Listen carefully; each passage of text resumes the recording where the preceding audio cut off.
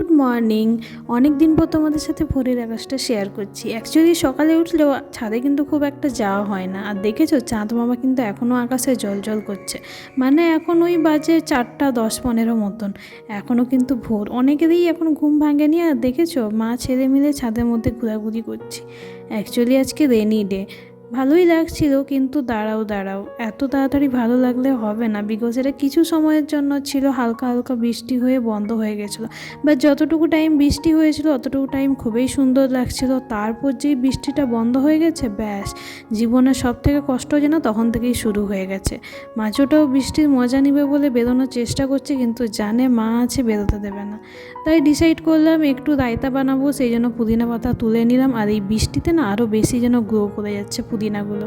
মাছের অবস্থা দেখো, ঝুড়ি থেকে খাবার চুরি করে করে খাচ্ছে। এটা নতুন কিছু নেই, ওই যে বললাম কষ্ট, ব্যাস রোদ দেওয়া শুরু। সব বাই।